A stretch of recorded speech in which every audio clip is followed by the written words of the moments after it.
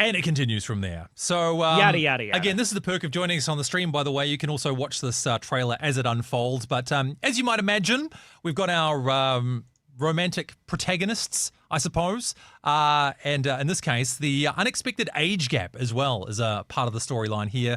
We've got a 40-year-old single mum and a 24-year-old boy band singer. Personally, I think it's destined for success and can only work out well for both parties.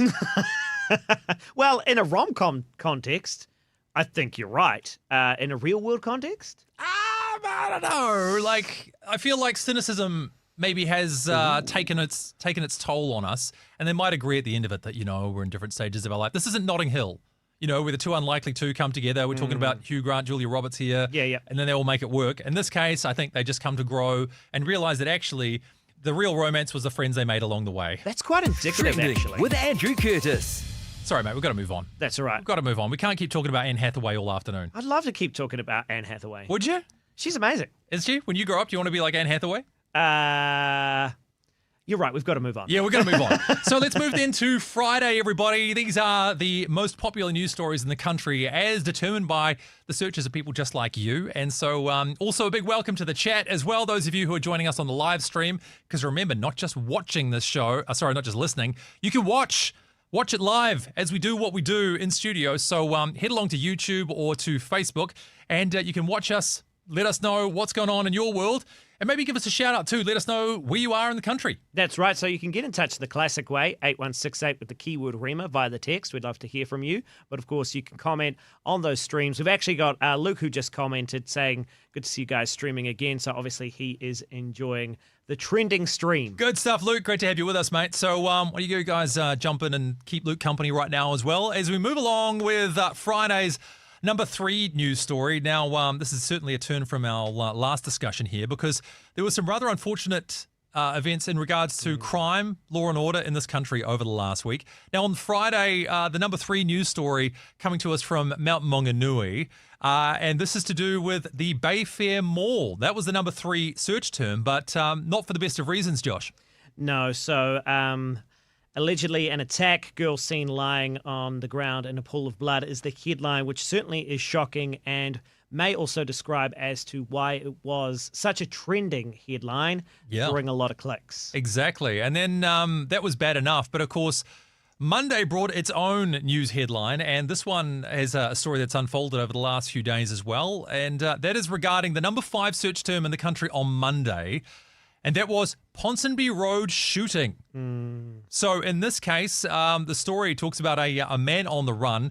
Police named a man at the centre of a homicide probe over a fatal shooting at Auckland's Ponsonby. It says on Sunday night, one person was found dead on a busy Ponsonby Road after they left a parked car. The man who police alleged pulled a gun from a shoulder bag and fired shots during the incident was earlier pictured in surveillance camera footage and was later named as Hone K. Selwyn. And has reappeared in the headlines come Tuesday as well with the update to that story. Hone K. Selwyn found dead in or near Taupo. Bit of a strange way to phrase that headline. Yeah, I suppose so. Was there anyone who was really getting really upset about, you said it was in Taupo, but it was actually near Taupo. And he hadn't quite made it to Taupo. So, yeah, maybe it was the council who wanted to make it sound like potentially it hadn't taken place within their city limits. Anyway, this was the announcement that took place, and this one comes courtesy of Radio New Zealand. They broadcast this police update on the state of this case and Hone K. Selwyn. Investigation. The man being sought by police in relation to this investigation has now been located deceased. The investigation team making inquiries in relation to the ongoing investigation were travelling to the Taupo region yesterday afternoon to locate the man sought. On the way, police were notified of a man located deceased at a rural address in the Broadlands area. The death is currently being treated as unexplained. While a post-mortem examination is yet to be completed, it is believed the deceased is the man sought by police in relation to the homicide investigation. Auckland City CIB will be working with our Bay of Plenty CIB colleagues as we work through this part of the investigation. The wider police investigation into the homicide remains ongoing. Our investigation team will continue to piece together the information received to date, and we will continue to make inquiries on behalf of the coroner. And so I guess a lot more news to say of. We will update you as more news comes to hand, but nevertheless, that was the sad conclusion, at least at this stage, of a story that was both number 5 in the country on Monday and then number 1 in the country on Tuesday. The sad story of Hone K. Selwyn and, of course, his victim as well. We've had a bit of a clarification potentially come through from the chat from Justin saying Broadlands is just northeast of Taupo. So I guess technically, I suppose it's a frame of reference then, right? To say maybe for those of us who don't know Broadlands particularly well. But appreciate that, Justin. That's why we need people like you in our chat. Help us to piece together the details. And once again, though, these kind of stories, the challenge with them, I suppose, is that they are very resonant, right? Like this is quite a shocking story to hear. I think maybe I'm taking a strange lesson from all this, but the fact that a story like this can become so prominent in New Zealand does speak to how safe we are, how unusual these stories really are. There are other parts of the world where shootings like this happen all the time. It would never make the headlines. It wouldn't be nationwide news. It wouldn't stop everybody. It certainly would not be the number 1 news story in the country after it happened. So in some ways, I suppose it speaks to the fact that this is not something that happens very commonly. However, I think we can often take the reverse lesson from this, because now that we've heard about it, we feel like they happen all the time. Trending with Andrew Curtis. Moving through, though, the week as we continue on. Now, this is a story that I've looked forward to bringing with you for a while. And Josh, I think it's safe to say we spent more time trying to find the right media for this than any other story that has been trending in the last week. That's right. Okay, so we're going to right now, and because it's trending, that's the reason we're talking about it, we're going to talk about the Drake-Kendrick beef. Yeah. And we want to know if you are in the stream or, of course, listening, 8168 with the keyword REMA to text. But we want to know, have you been following this beef? Because the two rappers have been going back and forth with a lot of saltiness, shall we say. That's what they call it in the hood. A lot of saltiness. I'm so clued in. Exactly. To the lingo. Yeah, are you Team Kendrick or Team Drake? Pop it in the chat or send us a text, 8168 with the first word REMA. And remember, too, you can join us on the stream right now if you head along to YouTube or Facebook Live. Then we are broadcasting live so you can watch the show as it happens, because this video it's adorable. I want you to imagine for a moment that you had a bunch of suburban mums and dads get together and think, how do we explain this to our other suburban mum and dad friends? Because it is actually difficult to find a breakdown of this that, to be completely honest, is PG enough to play across the country for our audience.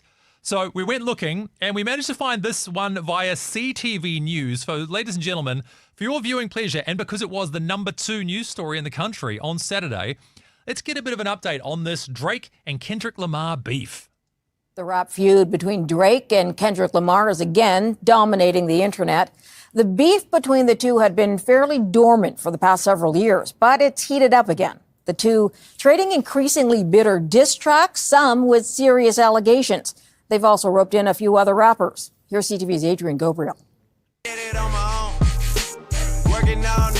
They're among the biggest names in music. Though apparently there isn't enough room for two at the top of the rap game. I think this is insane. Canada's own Drake and Compton's Kendrick Lamar have squared off in a hip-hop heavyweight title fight for the ages, with the dueling artists releasing no less than 11 songs dubbed as diss tracks, which take aim at each other. Can I just say, too, this is one of those classic things where I don't care what you think. I don't care what you think about me. I'm going to write a song about you, but I don't care about you. I don't care about you either, but this is a song I also wrote back about you that says I don't care about you. 11 different tracks. Right. That's not just one back and forth. No, that is a lot of beef. So anyway, let's watch the story continue. Piercing precision. A small sample includes this Kendrick track titled Euphoria. The lyrics speak for themselves. I make music that electrify 'em. You make music that pacify 'em. 2 days ago, Drake dropped this reply. Always rapping like you about to get the slaves freed. You just acting like an activist. It's make believe. I've met Drake twice. I've actually met Kendrick also. Music journalist Rudy Blair believes this beef has roots as deep as Drake's career. When it comes to street cred, Drake has never really had that, even though he's tried with the look, the swagger. When our pride was low. And Kendrick put an exclamation on that point, releasing a song titled Not Like Us over the weekend, with fans even taking to Google Maps and changing the address to Drake's home to read Kendrick's house. His home is Kendrick's home right now. The feud also has Canadian Grammy Award winner The Weeknd siding with Kendrick and sending musical counterpunches of his own in Drake's direction. That is definitely a first. And I think, again, it goes back to street credibility. Though the clear winner in all of this might actually be a Toronto restaurant. New Ho King made its way into a lyric dropped by Kendrick, as well as a Drake music video. We don't like to do too much explaining. With critics already declaring Kendrick the victor, all eyes are now on Canada's very own to see how or if he's able to pick himself off the mat. Pick himself. Adrian Gobriel, CTV News, Toronto. Pick himself off the mat. Wow, devastating stuff. I got to jump in here, Andrew. We've got a comment that came through via the chat. The real Jay Smith says, Team Kendrick all day long, and it's not even a question. What is sad is that a lot of Drake's alleged activity has been allowed to go on for so long without anybody speaking up until now. So, this is the wild thing about some of this story. And what I find interesting among, many things about this too, I mean, you might have listened to some of those songs and be like, what's the big deal? Because I feel like you need to have such a deep knowledge of both of these people to get what the beef is and then why the lines are so barbed at one another. Like, if you didn't know any better, you listen to these things and be like, oh, yeah, okay, whatever. But it's like, oh, no, because this is referencing this thing happened, and then da-da-da-da-da. There's a lot of layers beneath the actual lyrics themselves as to what they're alluding to. And unless you're engulfed in the rap world, you're just going to go, oh, okay. But I dare any parents watching right now or listening, of course, to bring this up with the kids and see what they have to say. I saw a fascinating observation, though, by a young man by the name of Coleman Hughes, and this is on Twitter, by the way, but he's also established himself in the racial debates within the US. He's a younger guy, but talking about, how do they move forward with civil rights in the US at times like this, provide social commentary. But he said something I thought was fascinating, and that was the influence of feminism on this rap beef. Okay. Expand. If you can pick where this is going, chat, then you can co-host the show. No, the influence of feminism on this rap beef, because one of the central tenets in this rap beef has been the treatment of women by each party. So, for example, Drake has made reference to the fact that Kendrick allegedly has been involved in domestic violence, potentially beaten his wife, that kind of thing. And then I think this was even what the chat was referencing just before as well. Kendrick referencing the fact that Drake is alleged to have been involved in underage activity with young women. And we're talking, under the age of 18 in the US. I think Millie Bobby Brown was one who was, I think, about 17 when she was talking about her relationship with Drake. But here's the fascinating thing and why they're saying feminism is such a interesting influence on this beef. Because if you go back to the days of, say, the original Compton rappers, the gangster rap when it first emerged, and I'm saying this like I am well-versed in all this kind of stuff, but take my word for it for now, you would never have had two people try and diss the other based on their bad treatment of women. Like, the substance of the debate is you treat women really badly, that's why you're a terrible person. Like, no, you treat women badly.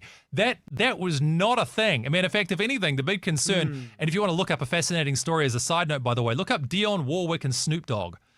Because there was a moment where she actually invited him to her house and said, I dare you to talk to me the way you talk about women in your songs. And that had a profound influence on the way that he released his music. Wow. Didn't expect that from me today, did you? I didn't expect such a commentary on our current culture in beef between two rappers. Right, so just incredible. Look, this beef is going nowhere as well. So I'm sure, you heard at the end of that clip too, everyone's waiting to hear what comes back from Drake out of this whole situation. But gosh, fascinating. Imagine having a squabble like that in the public eye. Trending with Andrew Curtis. And speaking of those in the public eye, let's continue to move through our news stories from the week that was. And now we're going to take a look at number 7 on Saturday, the 4th of May. Now, this one stood out partly because it harkens back to a story from last week. But Harvey Weinstein, of course, was in the news, and he was being found not guilty of some claims of sexual assault from New York. Well, Kevin Spacey He was your number 7 search term in the country on Saturday, and he was in the headlines for similar reasons. Yes, so the Kevin Spacey allegations, Kevin Spacey, denied new sexual harassment and assault allegations. There's also going to be a new documentary, but there was also new court proceedings and rulings. But before we get into the meat of this story, actually, we'd love to ask you this question, chat, and also anybody listening, 8168 keyword REMA. Do you factor in the actor's behavior when you are watching their stuff? We could talk about Tom Cruise. We could talk about Bill Cosby. We could even kind of take a little bit of a different turn here and talk about preachers, Ravi Zacharias. Yes, of course. Bill Hybels. Yeah. We know, of course, the stories that have come to light on their passing, but also Bill's still alive. And does that negate their teaching or not? We'd love to hear from you on this topic, so feel free to chuck a comment in the chat. Yeah, maybe let us know if there's somebody that you've decided you're not going to watch or read anymore based on that kind of behavior, or maybe listen to. I mean, music's a whole other thing. Michael Jackson, how do we, neglect that name, of course? Yeah. Probably one of the most incendiary in that respect. And maybe, what was the station that actually banned Michael Jackson's music for a while? That happened in New Zealand. I can't quite There remember. was a station. If you know in the chat, let us know, or maybe text us through 8168 with the first word REMA. But I know they did do that for a period of time, and I'm pretty sure they walked it back when nobody was looking. That was after that Finding Neverland documentary came out a little while back. But to catch you up on the Kevin Spacey story, let's bring you this story from CBS, just giving us a bit of an insight into what's happened and why it might be significant for Kevin's future.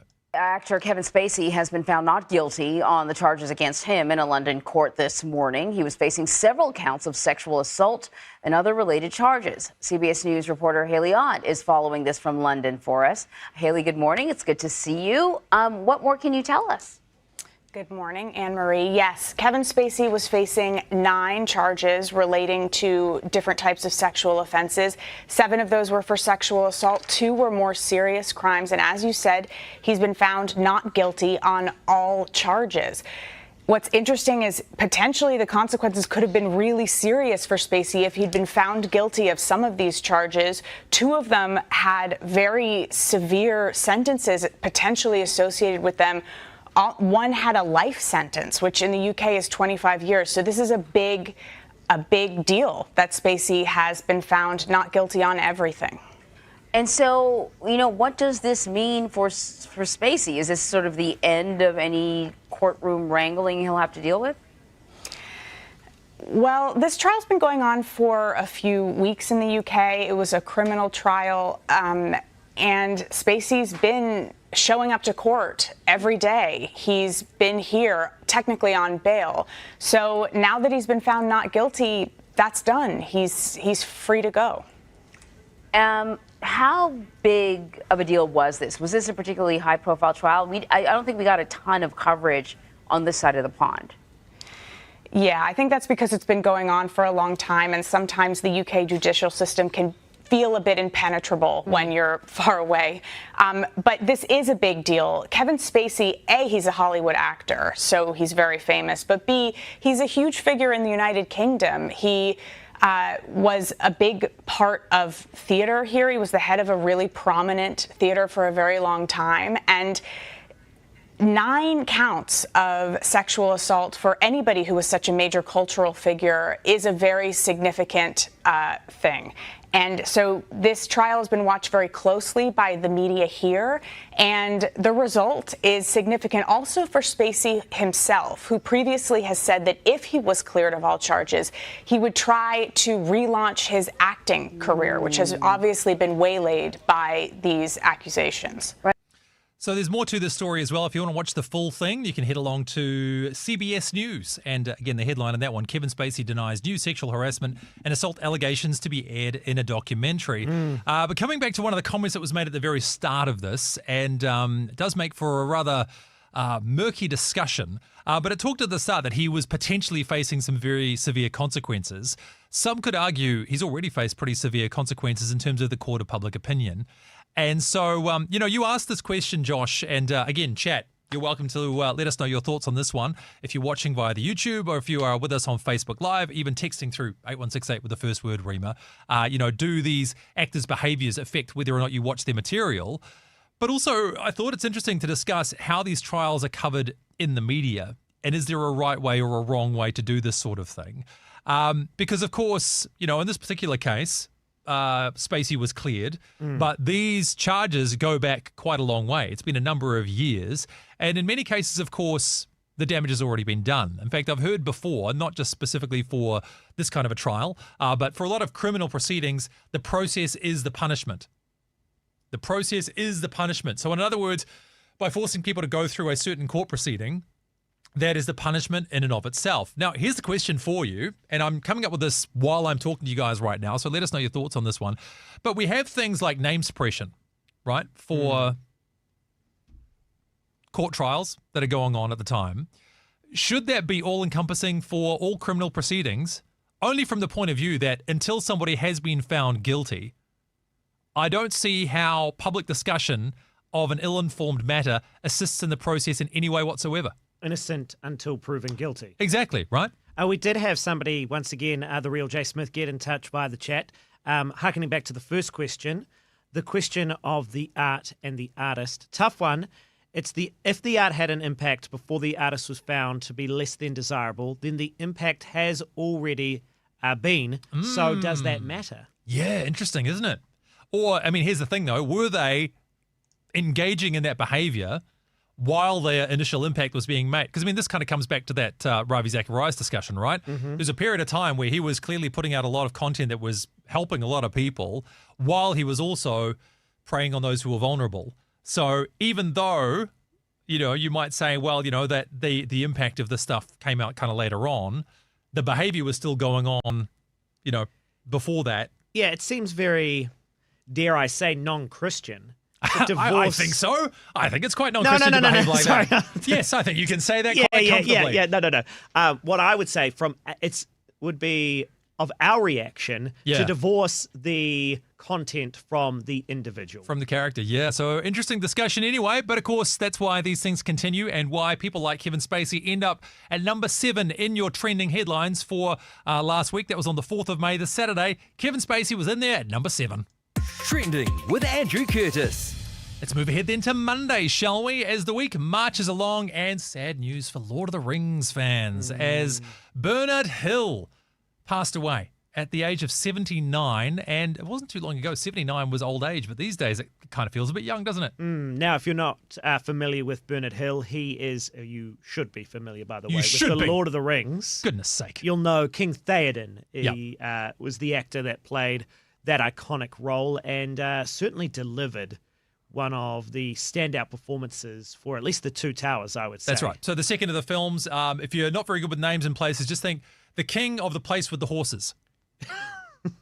There you go. That's the layman's translation. No. The king of the horse place. No, stop. That's how we like to be called by his friends. Stop. Good old horsey king, they said. Look at him. Nay, they said. But nevertheless, passed away at the age of 79. And so, of course, some of his past castmates decided to pay tribute to him.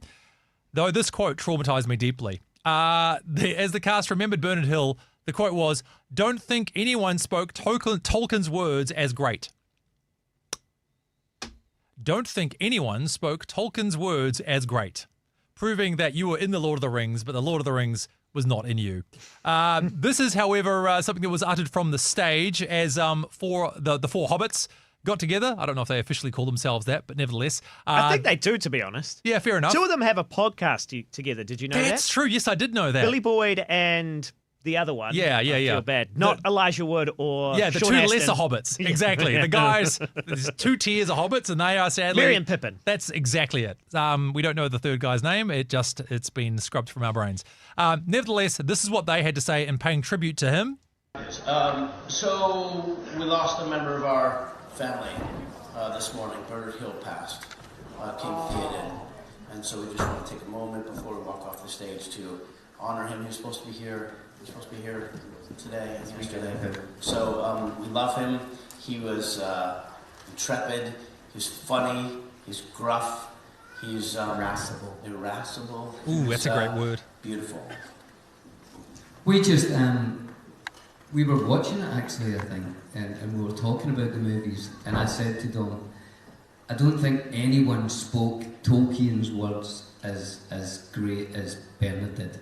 I think the way he just he grounded those words into a realism that he would break my heart when I saw one on.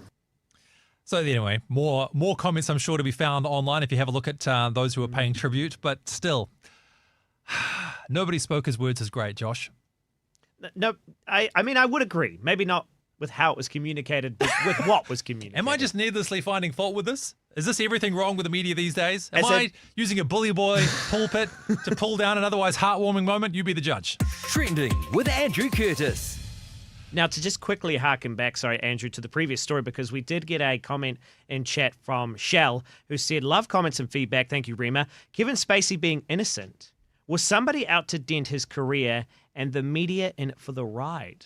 I would say 100%. That's the question she's posed. Yeah, I mean, look, here's the thing, right? Because that's why I made the suggestion that perhaps all criminal trials should be conducted under name suppression until the verdict has been delivered.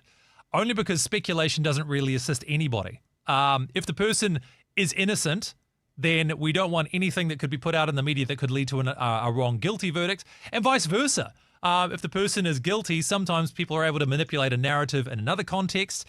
And so I think you're absolutely right. I think, Shell, you've nailed it there. This is my concern whenever we're looking at media coverage, because then, unfortunately, we live in an age where media companies are motivated by clicks, by content, by views, and if a certain name is associated with an increased number of clicks that come your way, then whether you intend to or otherwise, I think the results can be pretty obvious. Well, she's also followed up with this. Why does New Zealand mainstream media not allow respectful and related comments in their news videos? Is it a blanket censorship? Someone said to me, it's because they don't want to be seen as wrong. I mean, it could be true.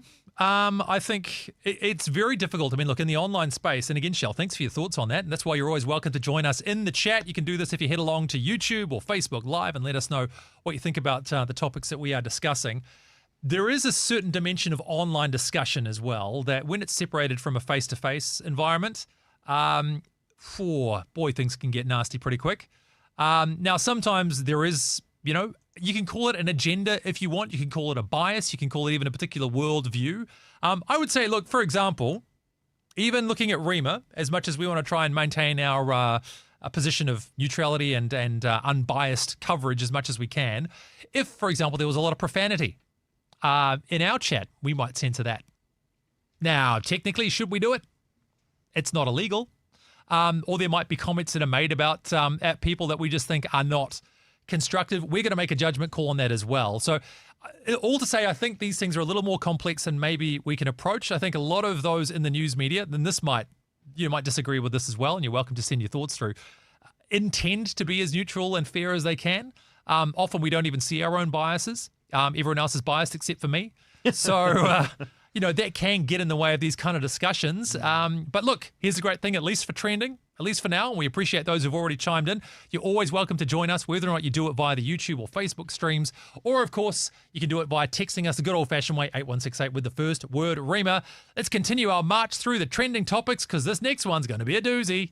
Trending with Andrew Curtis. Did you know that Josh and I are, in fact, fashion icons? Oh, I mean, you can tell by watching the stream right now. Another reason to actually get on the stream is you can see how just immaculately dressed we are. Yes, our sartorial elegance on display for all to see. I wore a shirt today. Yes. It's a black collared shirt. Nice work. I'm also in black today. It's very slimming, which, of course, very important for those of us. It is, actually. Yeah, thanks very much. Yeah.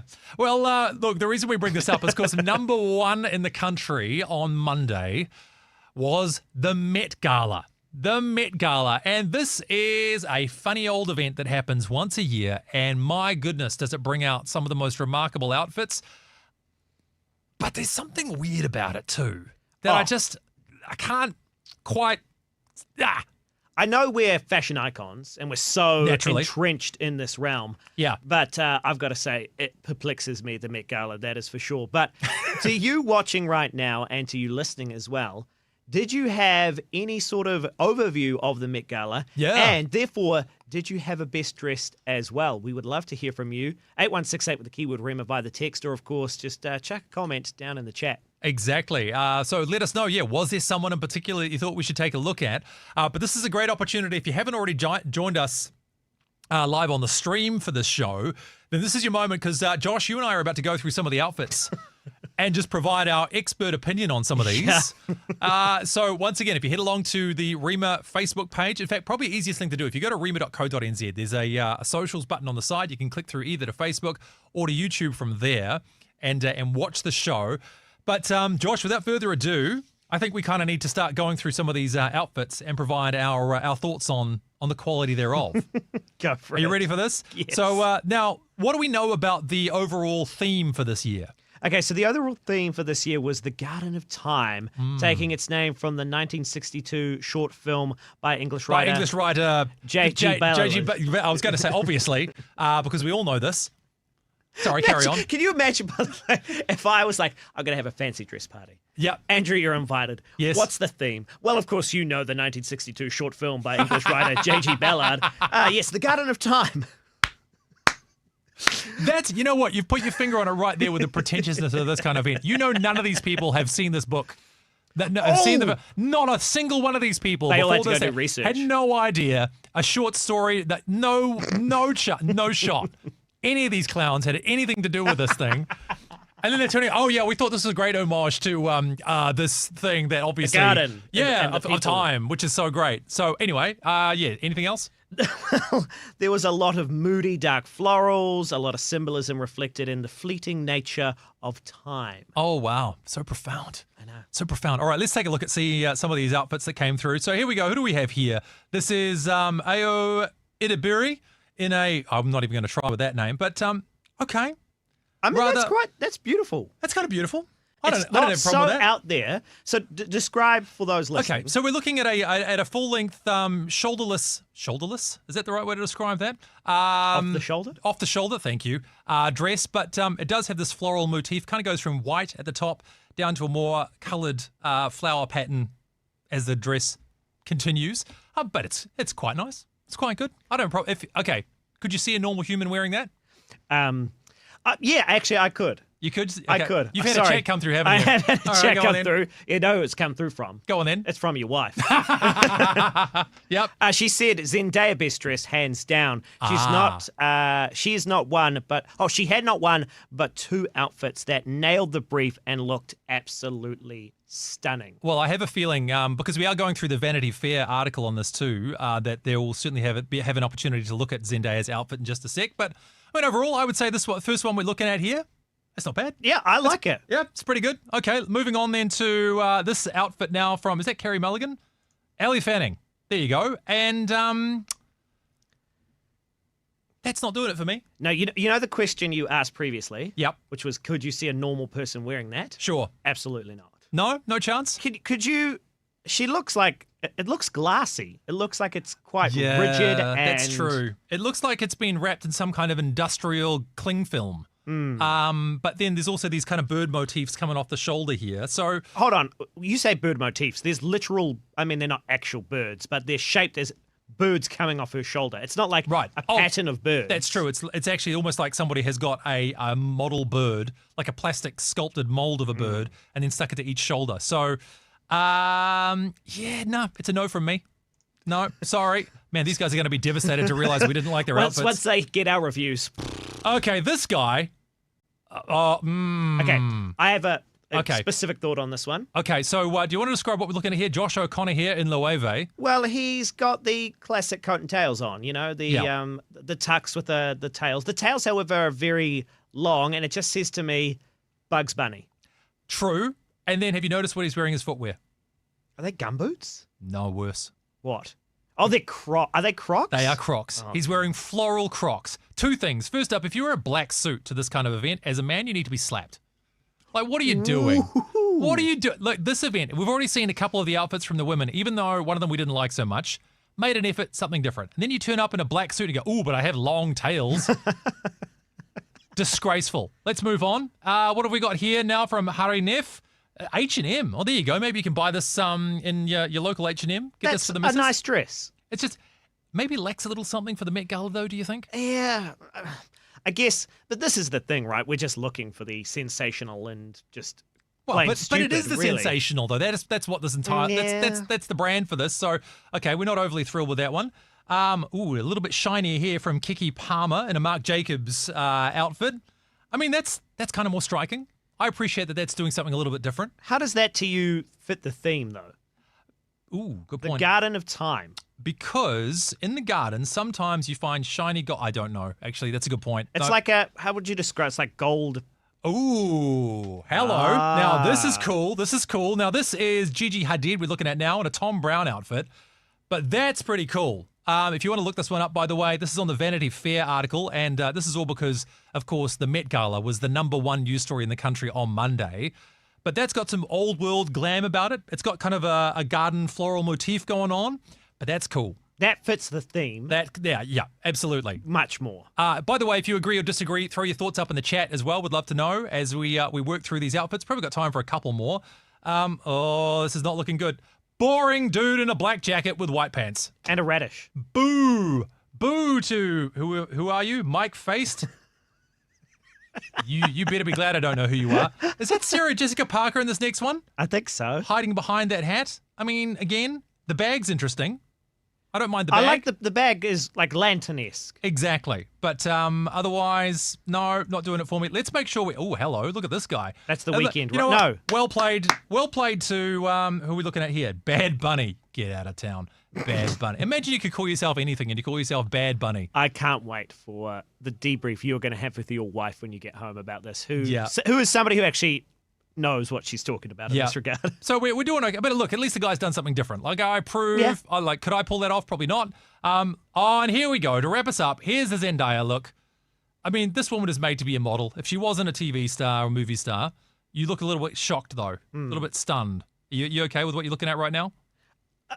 Look, I don't think a regular person could pull it off, but That is Zendaya true. is not a regular person. There's never been a better way to sum that up than that. So let's move on then for our final story today. Trending with Andrew Curtis. Now, we often talk about the fact that sports are super popular in this country. And let me tell you, if we just went religiously by the #1 news story each week, you would get a lot of sport. But there was a sport that was #3 in the country on Tuesday, and that was Nuggets versus Timberwolves. And it just so happens we happen to have an expert on this topic in the studio with us right now. So, Josh Beatty, let's talk about this right now.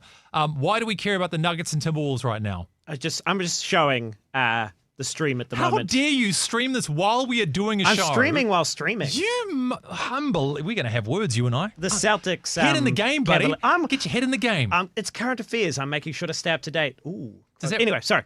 The NBA, the finals are happening at the moment. Yep. And the big story that was #3 on Tuesday was the fact that the Nuggets were defeated by the Wolves. So the Nuggets, heavy favorites to Right. take out the title once again. They won last year. Yeah. They are a big, brutish team. However, they were absolutely dominated yesterday in a game where they lost by 20-plus points by the Timberwolves team, who have really taken advantage of some new rules in the NBA. Okay, well, look, just to make it easier for people to follow along right now, we've got a clip from that game that we're going to play right now. So, again, a great time for you to join us on the stream. But Josh is also going to narrate a little bit of what we're looking at. This happened during the second game between the Minnesota Timberwolves and the Denver Nuggets. And, well, let's just say things got a little bit heated. So let's pick the game up from Walker. This point here. Played about 23 minutes in game 1 with 5. Look at the weaving Edwards. Takes it and floats and got it. All right, so the whistle blows. Yeah, and here comes. So just wait for it. So pause it there, Andrew. Okay. So that's Michael Malone, the coach of the Nuggets. Yeah. Who believes that his team is being fouled and basically that the refs are not taking the proper measures to officiate the game because, as mentioned previously, the new rules are much more in favor of the defensive play rather than the attacking play because... All right, so what does that mean? So previously, if I was going to go for a shot, what? If you just like breathed on me, I'd get a foul. Well, that's exactly it. The NBA was, in my opinion, and many people's opinion actually, becoming unbearable to watch. Ooh. Because it was so stop-start, because if any time you went up for a shot and, as you say, you were breathed on, it would be free throws and you would be to the line and it would just be okay. And the game wasn't being played as the game is intended. Right, so there wasn't really any flow. It was just kind of like you'd run up to one end, somebody would knock into one of your players, then you get free throws, which is, by the way, the bit where they're standing at the line and everyone's standing to the left and right, and there's just, a couple of single point shots. I'm doing this for people who don't follow basketball, Josh. Yes, so I get it. It's a good point. Yeah, so, all right. And as we're saying, in this situation, they weren't happy about it. No, so the coach literally storms onto the floor. You can keep playing, but the fact is he wasn't actually teed up for this. Having words here with the official, Mark Davis. He might oh, be yeah, they're all out on the here. court for this, aren't they? Wow. I'm pointing Jamal, at the ground. Unpack here. Here's the non-call. So the player comes through. On Carl there, Anthony Towns. the There's defender is one saying he gets contact and then fouled. goes right through the chest. Nothing called. The attacker, And you then see, on the leads in with the ensuing shoulder. Yeah. He's saying that he should be fouled, but he isn't. They're allowing play to continue, even though a high amount of contact is happening. Interesting. So very spicy stuff. And by the way, you talked about being teed up. What is that? A technical foul, meaning that actually that coach, and this will actually be reviewed, and he may be not able to participate in the coming game because of his behavior storming onto the floor. Right. So technical, basically, when you've been misbehaving, you haven't necessarily broken a rule of the game. Like a red card in rugby. Interesting. So there you have it, sports fans. And with that, would you believe we're already just after 1 o'clock? So Well, sorry. Time has got away from us today. But look, we've had a lot of fun. Big shout out to the chat for joining us today. Thanks for all your comments, your texts that have come through as well. Remember, you can not only listen to the show, but you can watch it and be a part of this whole community as we look to do something a little bit different with news and current affairs in New Zealand. But look, it's been a privilege, as always, to spend this afternoon with you. Join us again next week when we dive into the news stories that most Kiwis are searching for. I'm Andrew Curtis. Thanks for being a part of Trending.